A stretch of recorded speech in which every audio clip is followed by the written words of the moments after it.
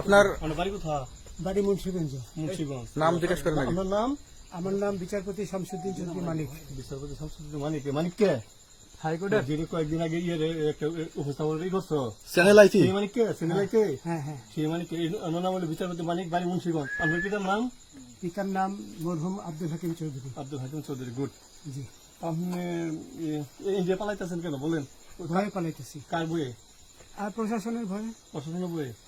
ওই একটা মেয়ে যে বলছিলেন যে ইয়ের বাচ্চা দীপ্তি চৌধুরী। ওইটা আমি খবর চাইছি। আমি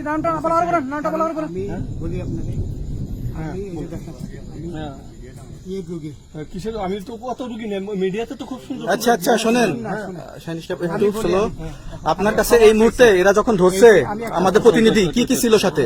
আপনার সাথে কি কি ছিল এটা বলেন? আমার সাথে ছিল ব্রিটিশ পাসপোর্ট, হ্যাঁ, বাংলা পাসপোর্ট, বাংলা পাসপোর্ট, টাকা টাকা, আর কয়টা ই কার্ড, ডেবিট কার্ড আর ই কার্ড, কি বলে আমার ভিডিও করতেছো? আচ্ছা, কালকে যে টাকাগুলো ছিল, আজকে কোনো টাকা ছিল সাথে? আজকে ছিল না, আজকে যে কত 40 বাংলাগুলা। হ্যাঁ 40,000 টাকা আজকে আজকে হ্যাঁ আজকে যেটা কয় টাকা ছিল?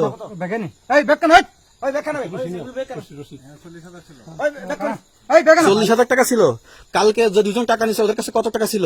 এই দামান ওরা নিচে ধরেন 60-70 মতো 60-70 লাখ। আচ্ছা 60-70 লাখ।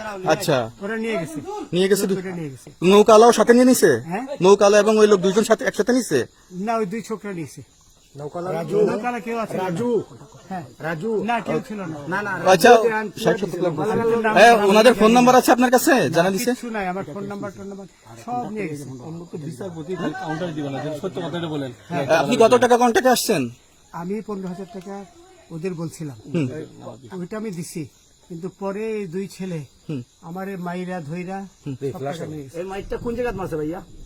বর্ডারে আনিয়ে মারছে না ওই ভিতরে, তারের ভিতরে, ইন্ডিয়ার ভিতরে? ইন্ডিয়ার ভিতরে। আমরা তো ইয়ের নামে, আমাদের বাংলাদেশের অনেকের নামে আপনি অনেক অন্যায় করছেন, জুলুম করছেন, এটা সঠিক? আমি জুলুম করি নাই, আমি আপনি- বিচারপতি আচ্ছা, এগুলো আইন প্রক্রিয়ায় চলবে, এগুলো আমরা কিছু কথা বলতে পারি না। চলেন ভাই, বিচারপতি হিসেবে রায় দেওয়া দিছি। আচ্ছা, রশিদ বাকি যা জিজ্ঞাসা করার আমাদের ঊর্ধ্বতন জিজ্ঞাসা করবে, আমরা যাই এখন। রশিদ